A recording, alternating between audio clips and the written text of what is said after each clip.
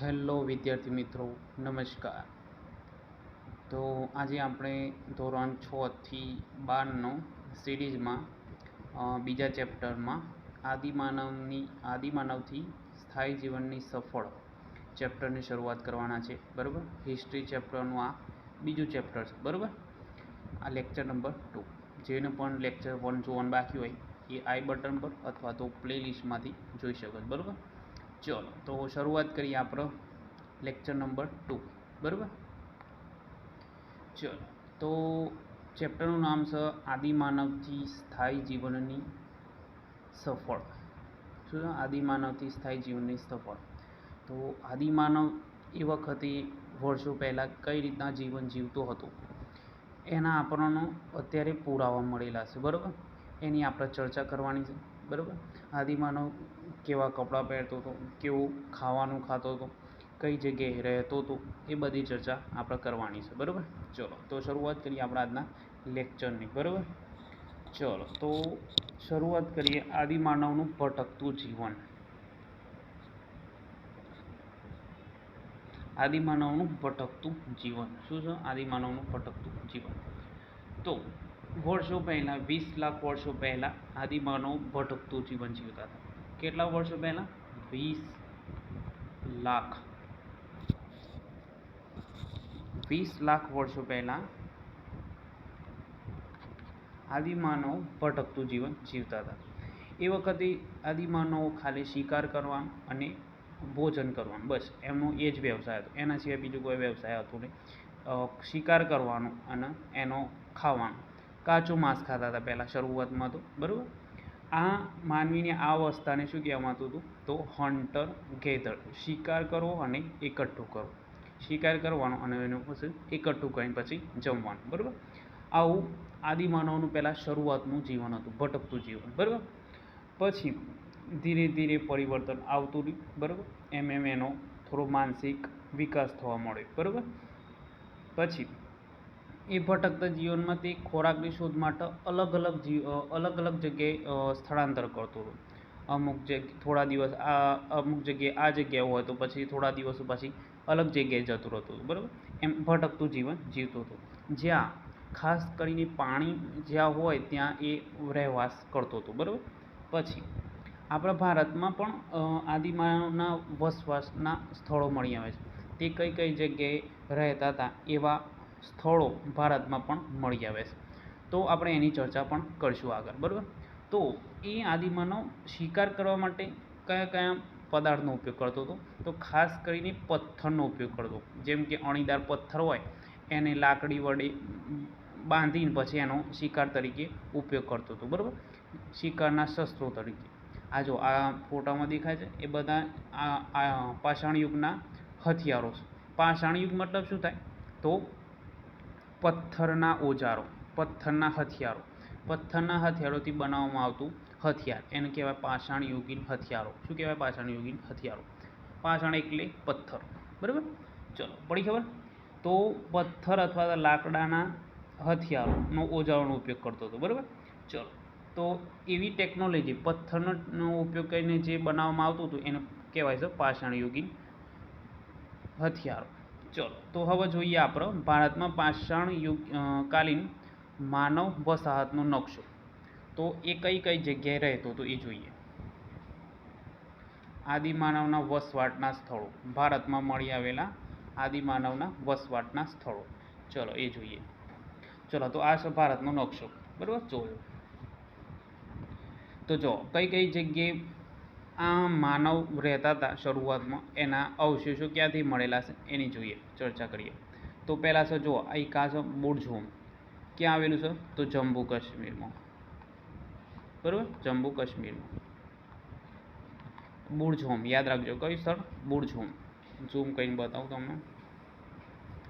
દેખાય છે? આ છે બુર્જહોમ. પછી બીજું એક સ્થળ છે લાંગણજ.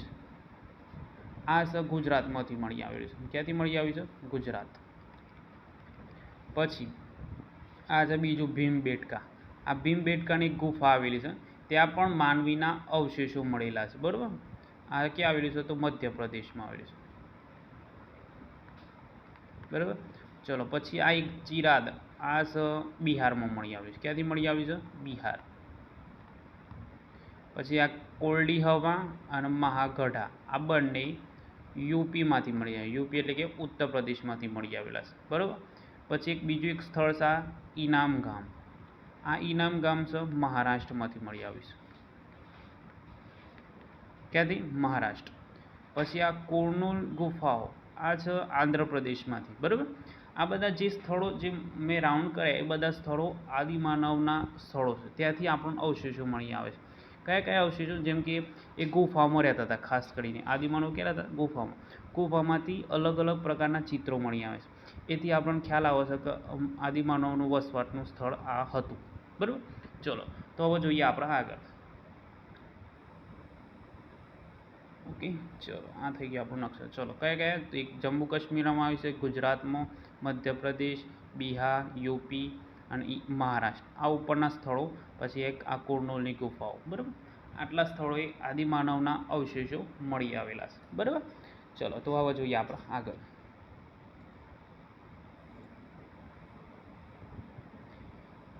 જો આ છે ને, આ જે ગુફા, આ જે ચિત્ર છે એ મધ્યપ્રદેશનું છે. મધ્યપ્રદેશની કઈ ગુફા છે? તો યાદ રાખજો, ભીમબેટકા. કઈ? ભીમબેટકાની ગુફા. મધ્યપ્રદેશની ભીમબેટકાની ગુફા. જો આ એક ગુફા આવેલી છે. ત્યાં અંદર પણ આદિમાનવોએ બધા ચિત્રો દોરેલા છે. એને કહેવામાં આવશે ભીમબેટકાની ગુફા. બરાબર. એવું કહેવામાં આવે છે કે આખા ભીમબેટકાની ગુફા છે મધ્યપ્રદેશમાં આદિમાનવની વસવાટનું ઉત્તમ સ્થળ હતું. ત્યાં સૌથી વધારે અવશેષો મળી આવે છે આપણને. બરાબર. 500 જેટલા આપણને ચિત્રો મળી આવે છે. કેટલા? 500 જેટલા ચિત્રો. અને કયા કયા ચિત્રો? તો પક્ષીઓ, હરણ, લાકડાના ભાલા, વૃક્ષો, માનવોના, એ બધા અલગ અલગ પ્રકારના ચિત્રો મળી આવે છે. અને આ ચિત્રો જો હું બતાવું, ચિત્રો કયા હતા. ચલો આપણે આગળ ચિત્ર જોઈએ. જો આ દેખાય છે. આ બધા ચિત્રો જોવા મળે છે. ક્યાંથી? તો ભીમબેટકાની ગુફામાંથી.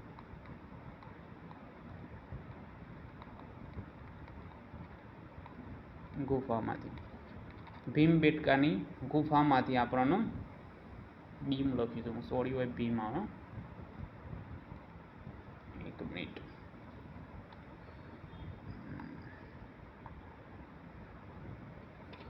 કઈ ગુફા ભાઈ? ભીમબેટકાની ગુફા.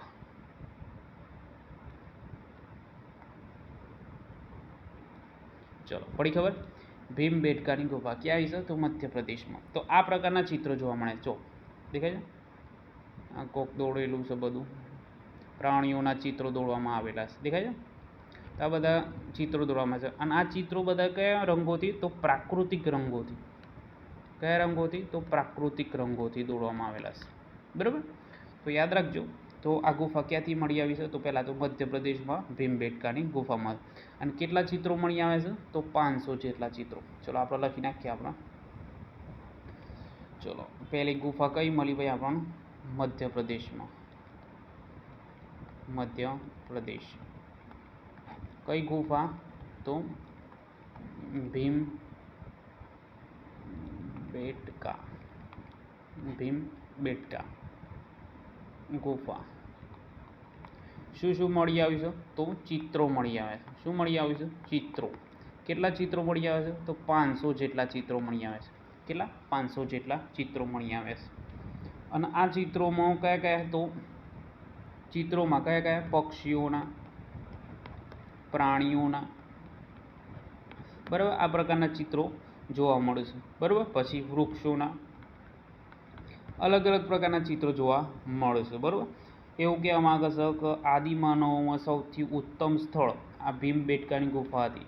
તો સૌથી વધારે અવશેષો આપણે ભીમબેટકાની ગુફામાંથી મળી આવેલા છે. બરાબર. ચલો તો હવે જોઈએ આપણે આગળ. આ વિસ્તાર છે ને, જે મધ્યપ્રદેશનો ભીમબેટકાની ગુફા, એ નર્મદા નદીને કિનારે આવેલું છે. અને હંમેશા આદિમાનવો મોસ્ટ ઓફલી નદી કિનારાના વિસ્તારમાં રહેતા હોય છે. બરાબર. ચલો આગળ જોઈએ હવે. ચલો તો હવે જોઈએ આપણે આગળ. હવે આગળ જોઈએ તો અગ્નિ અને ચક્રનો ઉપયોગ અને શોધ. તો અગ્નિની શરૂઆત ક્યારે થઈ? તો અગ્નિના અવશેષો આપણને કુર્નૂલની ગુફામાંથી મળી આવે છે. જો કુર્નૂલ બતાવો કઈ જગ્યાએ આવ્યું, આપણે હાલ નકશો જોયો, જો દેખાય છે ક્યાં ગયું? આ જે દેખાય છે કુર્નૂલની ગુફા, આથી અગ્નિના અવશેષો મળી આવે છે. શેના? અગ્નિના, એટલે કે રાખ જે આપણે સળગાઈએ એના પછી જે જે ધોળા કલરની, એને રાખ કહેવાય. શું કહેવાય? રાખ. આ રાખના અવશેષો આપણને કુર્નૂલની ગુફામાંથી મળી આવે છે. ક્યાંથી મળી આવે છે? કુર્નૂલની ગુફામાંથી. એટલે એવું કહેવામાં આવે છે કે ત્યાંથી આપણને કુર્નૂલના અવશેષો મળી આવે છે, એટલે કે આગના અવશેષો મળી આવેલા છે. બરાબર. ચલો, તો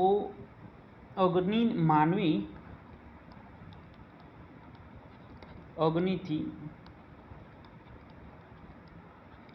કેટલા વર્ષ? 11,000 વર્ષ પહેલાં પરિચિત થયો હતો. 11,000 વર્ષ પહેલાં આપણને અગ્નિની શોધ થઈ હતી. બરાબર. કેટલા વર્ષ પહેલાં? 11,000 વર્ષ પહેલાં. બરાબર. અગ્નિનો ઉપયોગ શરૂઆત થઈ હતી. ચલો, પડી ખબર? તો કેટલા વર્ષ પહેલાં? આટલું યાદ રાખજો. કેટલા વર્ષ પહેલાં? તો 11,000 વર્ષ પહેલાં. અને કઈ ગુફામાંથી આ રાખના અવશેષો મળ્યા છે? રાખના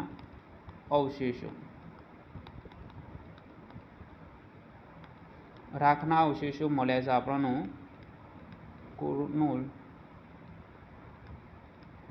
ગુફામાંથી. ક્યાંથી? કુર્નૂલની ગુફામાંથી રાખના અવશેષો મળ્યા છે. મતલબ કે અગ્નિની શોધ થયેલી છે. શું છે? અગ્નિની શોધ. કેટલા વર્ષ પહેલાં? તો 11,000 વર્ષ પહેલાં. ચલો, પડી ખબર? એટલે આ અગ્નિની શોધ થયા પછી તો આદિમાનવ શું કરવા માંડ્યો? ભાઈ, આદિમાનવ માંસ જે હતું એ પકવીને ખાવા માંડ્યો. પહેલાં કાચું માંસ ખાતો હતો, પછી શું કરવા માંડ્યો? પકવીને માંસ ખાવા માંડ્યો. ચલો, પડી ખબર? તો આ થઈ અગ્નિની શોધ. પછી એના પછી ધીરે ધીરે એનો માનસિક થોડો વિકાસ થવા માંડ્યો. એના પછી એને ચક્રની શોધ કરી. ચક્ર એટલે પૈડું. શેની શોધ થવા મળી? પૈડાની. આ ઘોર પૈડું. આ પૈડાની શોધ થયા પછી બેલગાડીનો ઉપયોગ થવા માંડ્યો. એ બધા પછી ધીરે ધીરે માનવીનો વિકાસ થવા મળ્યો, એમ એનો પૈડાનો પણ વિકાસ થવા મળ્યો. બરાબર. આ ચક્ર શામાંથી બનવામાં આવતું હતું? આ પૈડું તો ઝાડમાંથી બનાવવામાં આવતું. એનું ઝાડ હોય, થળિયું, આપણે શું કહીએ? થળ. આ થળમાંથી એ ચક્ર બનાવતો અને એ ચક્રનો ઉપયોગ કરીને આપણો એક જગ્યાએથી બીજી જગ્યાએ જવા માટે ઉપયોગ થવા માંડ્યો. બરાબર. ચલો, તો આ થઈ આપણે ચક્રની શોધ અને અગ્નિની શોધ. બરાબર. પછી આગળ જોઈએ આપણે. પછી બદલાતું પર્યાવરણ, એટલે કે ધીરે ધીરે પછી પરિવર્તન થવા માંડ્યું, માનવીનો વિકાસ થવા માંડ્યો, માનસિક વિકાસ થવા માંડ્યો. પછી એ વ્યાપક પરિવર્તન આવ્યું. બરાબર. તાપમાનનો વધારો થવાથી પછી જે પૃથ્વી પર ઘાસના મેદાનો ઉગવા લાગ્યા. શું? કયા મેદાનો? ઘાસના મેદાનો. અને ઘાસના મેદાનો ઉગવાથી ઘાસ ખાનારા હરણ, ઘેટા, બકરા જેવા તૃણાહારી પ્રાણીઓની સંખ્યા વધારો થવા મળ્યો. આ તૃણાહારી પ્રાણીઓનો ઉપયોગ કોણ કરવા માંડ્યો? પછી આદિમાનવ કરવા માંડ્યો. તૃણાહારી પ્રાણીઓની સંખ્યા વધી.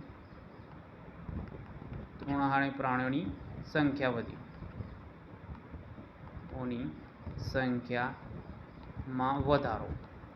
આ સંખ્યામાં વધારો થયો એનો મતલબ કોનો ફાયદો થવાનો? તો આદિમાનવનો ફાયદો થવાનો. આદિમાનવનો ફાયદો થવા માંડ્યો. કેમ કે એમનો શિકાર ઝડપથી મળવા માંડ્યો. અને શિકાર ઝડપથી મળવા માંડ્યો એટલે આદિમાનવની સંખ્યા પણ વધવા માંડી. બરાબર. ચલો, પછી એ ધીરે ધીરે પછી સ્થાયી થવા મળે. બરાબર. પછી પાલતુ પ્રાણીઓનો પાળવા મળે. ધીરે ધીરે પાલતુ પ્રાણીઓનો પણ એમને પાળવાની શરૂઆત કરી. પછી ધીરે ધીરે એ રહેવા નદી કિનારે વસવાટ કરવા માંડ્યા. અને નદી કિનારે વસવાટ કરવાથી એ કૃષિની શરૂઆત કરવામાં. કૃષિ એટલે કે પાક વાવવાની શરૂઆત કરી. એ દાખલા તરીકે આ નદી હોય તો નદીની બાજુમાં આ ખેતર આવેલું હોય અથવા તો કોઈક જમીન હોય, જમીન પર પાક વાવવાની શરૂઆત કરી. આ પાક વાવવાની શરૂઆત કરી એટલે ત્યાં રહેવાની પણ શરૂઆત કરી. બાજુમાં ઝૂંપડી બાંધીને રહેવાની પણ શરૂઆત કરી. અથવા તો ઘાસની ઉપયોગ કરીને મકાન બનાવવાની પણ શરૂઆત કરી. બરાબર. તો આ રીતના આદિમાનવો સ્થાયી થવા માંડે. શું કરવા માંડે? સ્થાયી થવા માંડે. સ્થાયી થવા લાગ્યા. બરાબર. ચલો પછી એમનું પ્રથમ પ્રાણી કયું પ્રાણી? પ્રથમ પ્રાણી. પણ કયું પ્રાણી? તો પાલતું પ્રાણી. પાલતું પ્રાણી કયું? પાલતું પ્રાણી કયું હતું? તો કૂતરો હતું. શું હતો? કૂતરો. બરાબર, યાદ રાખજો. પ્રથમ પાલતું પ્રાણી કયું હતું? તો કૂતરો. જ્યાં પણ જ્યાં જગ્યાએ શિકાર કરવા જાય ત્યારે આ પાલતું પ્રાણી એમની સાથે હોય છે. બરાબર. તે વખતે એમના શિકારમાં પણ એ મદદ કરતું હતું. તો યાદ રાખજો કે સૌપ્રથમ આદિમાનવનું પાલતું પ્રાણી કયું હતું? તો કૂતરો હતો. બરાબર. ચલો, તો પડી ખબર આટલા સુધી? ઓકે, ચલો હળો. તો હવે જોઈએ આપણે આગળ. ચલો, હવે છે સ્થાયી જીવન અને ભોજન અને રહેઠાણના પોશાક. એટલે જો મનુષ્ય શું હંમેશા આદિમાનવનું શું જોવા મળે? આદિમાનવ પાણી જુઓ. પહેલાં તો શરૂઆતમાં શું જોવાય? એને પાણી જુઓ. અને પાણી ક્યાંથી મળે? તો નદી કિનારે. ક્યાંથી મળે? નદી કિનારે. તો પહેલાં એ નદી કિનારે રહેવા મળે. નદી કિનારેની બાજુમાં એ કૃષિ કરતો, એટલે કે પાક વાવતો થયો. અને પાક એકદમ ઉગી જાય નહીં, 2-3 દિવસમાં ઉગી જાય નહીં. એના પાક ઉગવા માટે 3 થી 4 મહિના જોવો. એટલે 3 થી 4 મહિના રહેવા માટે એને શું કર્યું? બાજુમાં ગુફામાં અથવા તો ઘાસનો અથવા તો લાકડાનો ઉપયોગ કરીને પોતાનું ઝૂંપડીમાં રહેવા મળે. એટલે કે સ્થાયી જીવન જીવવા મળે. શું કરવા માટે? સ્થાયી જીવન જીવવા મળે. એટલે આદિમાનવ સ્થાયી રહેવા મળે. પછી ત્યાં એને ભોજન, રહેઠાણ અને પોશાકની આવશ્યકતા થવા મળી. બરાબર. ચલો, તો એ કૃષિની શરૂઆત થવા મળી. अब કૃષિમાં એટલે કે કયા કયા પાકો વાવવાની શરૂઆત કરી એની ચર્ચા આપણે કરવાની છે. બરાબર. ચલો, તો ભટકતા જીવનમાંથી તે શું શીખ્યો? તો કૃષિની શરૂઆત શીખ્યો. બરાબર. ચલો, તો કૃષિ એટલે કે ખેતીમાં કયા કયા સાધનોનો ઉપયોગ કરતો હતો? તો ખુરપી, પછી છીણી, પછી દાતરડા. અત્યારના જેમ લોખંડના દાતરડા આવે છે એવું નહીં. એ વખતે લાકડાના અથવા તો પ્રાણીઓના હાડકાનો ઉપયોગ કરીને આ ઓજારો બનાવવામાં આવતા હતા, અથવા તો પથ્થરમાંથી ઓજારો બનાવવામાં આવતા હતા. બરાબર. આ બધા ખેતીના સાધનો બધા પથ્થર, લાકડા અથવા તો હાડકામાંથી બનાવવામાં આવતા હતા. બરાબર. ચલો, તો આ બધા સાધનો થઈ જાય, કૃષિના સાધનો. આ બધાનો ઉપયોગ કરીને શું કરતો હતો? પાક વાવતો હતો અને પાકની લણણી કરતો હતો અને એમાંથી એ ભોજન કરતો હતો. બરાબર. ચલો, તો આ બધા જે અવશેષો મળ્યા છે ક્યાંથી મળ્યા છે? આ ઘઉં ખાતો હતો, બાજરી ખાતો હતો, પ્રાણીઓ ખાતો હતો, એ બરાબર, ચોખા ખાતો હતો. એ બધું કયા કયા જગ્યાએથી અવશેષો મળ્યા છે એની ચર્ચા કરીએ. તો આ અવશેષો અનાજ, રહેઠાણ, ઓજારો અને પ્રાણીઓ આ બાજુ એ છે. અને સ્થળો કઈ જગ્યાથી મળી આવે છે એની ચર્ચા કરીએ. તો ઘઉં, જવ, ઘેટાં, બકરા, પથ્થરના ઓજારો ક્યાંથી મળી આવે છે? તો મેહરગઢમાંથી. ક્યાંથી મળી આવે છે? મેહરગઢ. એ ક્યાં આવ્યું છે? હાલનું પાકિસ્તાન. ચલો, હું બતાવું ક્યાં આવ્યું છે એ રહ્યું મેહરગઢ.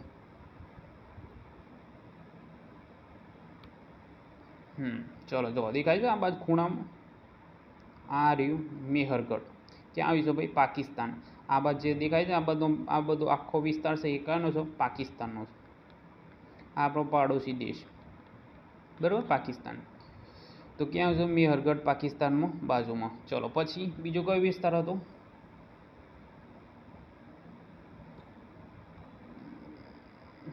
મેહરગઢ આવ્યું હાલમાં પાકિસ્તાનમાં. પછી હું હાલ બતાવ્યું તો કોરડી હવામાંથી શું શું મળી આવ્યું છે? તો ચોખા, પ્રાણીઓના હાડકાં મળી આવે છે. ચોખા અને પ્રાણીઓના હાડકાં ક્યાંથી? કોરડી હવામાંથી, ઉત્તર પ્રદેશમાં આવ્યું. પછી મહાગઢા. આ કોરડી હવા અને મહાગઢા બંને ક્યાંથી મળી આવે છે? ઉત્તર પ્રદેશ. અને શું મળી આવ્યું છે એમાં? ચોખા, ઘેટાં, બકરા, પછી પથ્થરના ઓજારો. બરાબર. આ બંને ક્યાંથી મળી આવ્યું છે? તો યુપીમાંથી. પછી ગુજરાતમાં લાંગણજ, હાલ બતાવી દઉં હું તમને નકશામાં આગળ. લાંગણજ ક્યાં મળી આવ્યું છે? ગુજરાતમાંથી. એમાં શું મળી આવ્યું છે? તો માનવ વસાહત. એટલે માનવ વસાહત મતલબ ત્યાં મનુષ્ય રહેતો હતો. બરાબર. પછી ગેંડાના અવશેષો મળી આવે છે. બરાબર. ચલો, પછી નીચે બુર્જ હોમ અને ગુફક્રાલ આ પણ ક્યાંથી મળી આવ્યું છે? તો જમ્મુ કાશ્મીરમાંથી. અને શું શું મળી આવ્યું છે? ઘઉં, મસૂર, કૂતરા, ખાડાવાળા મકાનો. આ હું નકશો બતાવું તમને. આ ક્યાં આવ્યું છે? Burj home. જો આ દેખાય છે, આ બાજુ આ જે વિસ્તાર છે ને આ છે બુર્જ હોમ. શું છે? Burj home. યાદ રાખજો શું છે? Burj home. જમ્મુ કાશ્મીરમાં આવ્યું છે. ક્યાં આવ્યું છે? તો જમ્મુ કાશ્મીરમાં. બરાબર, ક્યાં આવ્યું છે? જમ્મુ કાશ્મીરમાં. બરાબર, ચલો. અને આ બાજુવાળું છે, આ જે બાજુવાળો નકશો છે, આ ચિત્ર છે એ મહાગઢ છે. શું છે? મિહરગઢ છે. મિહરગઢ. આ શું છે? જે ચિત્ર છે એ શું છે? મિહરગઢ. અને આ મિહરગઢ એ ભારતનું પ્રથમ ગામ છે. શું છે? પ્રથમ ગામ. ભારતનું પ્રથમ ગામ કહેવામાં આવે છે. કયું? મિહરગઢનું. બરાબર, યાદ રાખજો. ચલો પછી ચિરાદ. આ ચિરાદ ક્યાં હોય છે? તો બિહારમાં. અને એ શું મળી છે? ભેંસ, બળદ અને ઓજાળો. આ બધી વસ્તુ મળી આવેલી છે. બરાબર, ચલો તો હવે જોઈએ આપણે આગળ. આટલું યાદ રાખવાનું છે. 6 મિહરગઢ ક્યાં આવ્યું? તો પાકિસ્તાનમાં. કોલ્ડી હવા ક્યાં આવ્યું? ઉત્તર પ્રદેશ. મહાગઢ ઉત્તર પ્રદેશ. લાંગણજ ક્યાં? ગુજરાત. બુર્જ હોમ અને ગુફક્રાલ એ ક્યાં આવ્યું છે? તો જમ્મુ કાશ્મીર. અને ચિરાદ અને બિહાર. ચિરાદ ક્યાં આવ્યું? તો બિહારમાં. બરાબર, ચલો હવે મેન બે વસ્તુ જોવાની છે આપણે. મિહરગઢ. ઓમાંથી પ્રશ્નો આવશે. મિહરગઢ. અને બીજું યાદ રાખવાનું છે ઈનામ ગામ.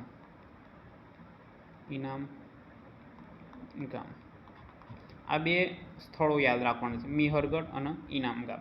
બરાબર, ચલો તો મિહરગઢ ઇસ ભારતનું પ્રાચીન ગામ છે. શું છે? પ્રાચીન ગામ. સૌથી પ્રાચીન ગામ કયું છે? તો મિહરગઢ. ક્યાં આવ્યું છે? હાલમાં પાકિસ્તાનમાં આવ્યું છે. બરાબર, ચલો. અને આ ઈનામ ગામ ક્યાં આવ્યું છે? તો યાદ રાખજો, મહારાષ્ટ્રમાં આવ્યું છે. ક્યાં આવ્યું છે? મહારાષ્ટ્ર. બરાબર, ચલો તો મિહરગઢમાં શું થતું હતું? તો મિહરગઢમાં જવ અને ઘઉં આ બંને પાકો થતા હતા. આ પાકોનું વાવણી કરવામાં આવતું હતું. શું કરવામાં આવતું હતું? ઉગાડવામાં આવતા હતા. કયા બે પાકો? તો જવ અને ઘઉં. આ બે યાદ રાખજો. મિહરગઢમાં કયા પાકો થતા હતા? તો જવ અને ઘઉં. બરાબર, એના અવશેષો મળી આવે છે.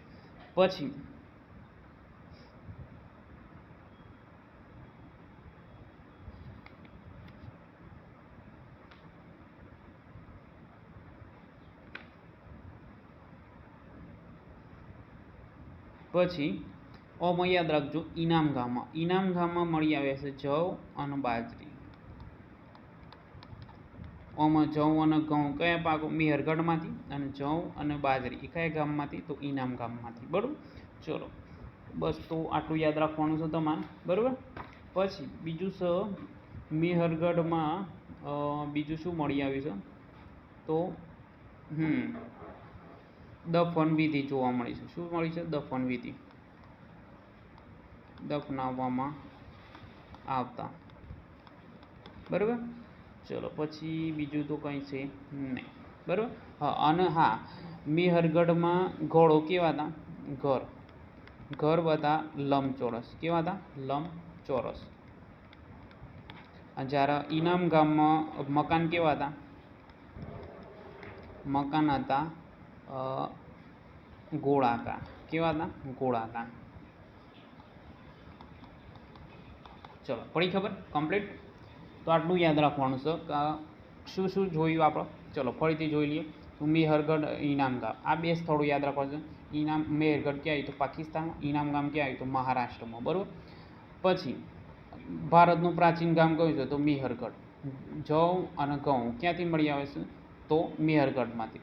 જવ અને બાજરી ક્યાંથી મળી આવી છે? તો ઈનામ ગામમાંથી. બરાબર, તો દફન વિધિ ક્યાંથી મળી આવી છે? તો મિહરગઢમાંથી.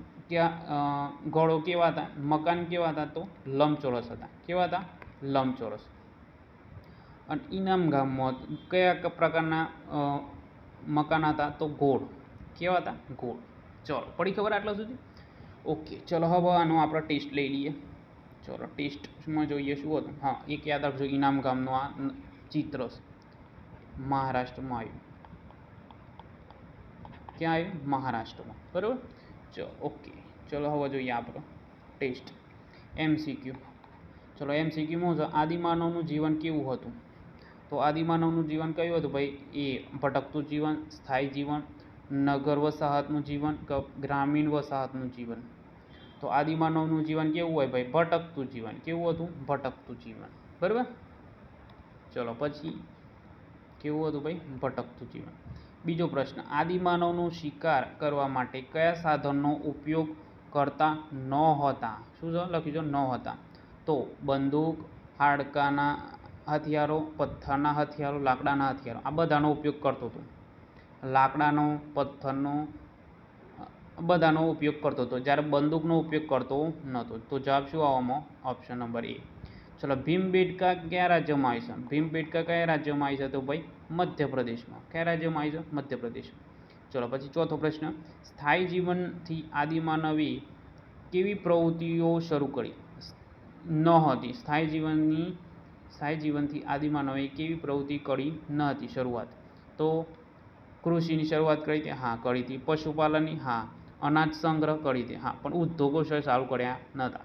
ઉદ્યોગોની શરૂઆત તો થઈ નથી. કૃષિની શરૂઆત થઈ હતી. હા. પશુપાલન, પાલતુ પ્રાણીઓની સંગ્રહ કરીને પશુપાલન કરતા હતા. પછી અનાજ સંગ્રહ, પાકનું ઉત્પાદન થયા પછી કોઠાળો બનાવવામાં આવ્યા હતા. કોઠાળોમાં અનાજનો સંગ્રહ કરવામાં આવતો હતો. ઉદ્યોગોની શરૂઆત થઈ નહોતી. બરાબર. ચલો હવે જોઈએ ખરા ખોટા. ચલો ખરા ખોટામાં શું આવશે? ચલો પહેલો પ્રશ્ન શું છે? સ્થાયી જીવન શરૂ થતાં આદિમાનવે હિંસક પ્રાણીઓને પાળવાનું શરૂ કર્યું. સ્થાયી જીવન હિંસક પ્રાણીઓને પાળાય ખરા? ના, પાલતુ પ્રાણીઓને પાળાય. કેવા? પાલતુ પ્રાણી. તો આ વિધાન શું થાય? ખોટું. ચલો, પાષાણ યુગમાં પથ્થરના હથિયારોનો ઉપયોગ થતો હતો. પાષાણ યુગ એટલે શું કહેવાય? પથ્થરનો યુગ કહેવાય. શું કહેવાય? પથ્થરનો યુગ. પથ્થરના યુગમાં પથ્થરનો ઉપયોગ થતો હતો. આ વિધાન શું થાય? સાચું છે. ભીમબેટકામાં આદિમાનવે સિંહ અને વાઘના ચિત્રો દોરેલા. શું સિંહ અને વાઘના ચિત્રો દોરવામાં આવ્યા નહોતા? કયા કયા ચિત્રો? તો પાલતુ પ્રાણીઓના, પક્ષીઓના ચિત્રો હતા, પછી વૃક્ષોના ચિત્રો હતા. આ બધા ચિત્રો દોરવામાં આવ્યા. સિંહ અને વાઘના ચિત્રો મળ્યા નથી. ચલો ચોથો, ભીમબેટકાની ગુફામાં પ્રાકૃતિક રંગથી ચિત્રો દોરાયેલા. હા, તો આ વિધાન સાચું છે. બધા કયા ચિત્રો કયા પ્રકારના રંગમાંથી બનાવ્યા છે? તો પ્રાકૃતિક રંગો. પ્રાકૃતિક રંગો એટલે વૃક્ષોમાંથી રંગ બનાવવામાં આવેલા હોય. શેમાંથી? વૃક્ષોમાંથી. તો યાદ રાખજો, પ્રાકૃતિક રંગોમાંથી બનાવવામાં આવેલા. આ વિધાન શું થાય? સાચું. ચલો, તો આ થઈ ગયું આપણું ચેપ્ટર પૂરું. બરાબર. ચલો, તો વિડીયો પસંદ આવતો હોય તો લાઈક કરજો. ચેનલ પર ન હોય તો ચેનલને સબસ્ક્રાઈબ કરજો. ઓકે.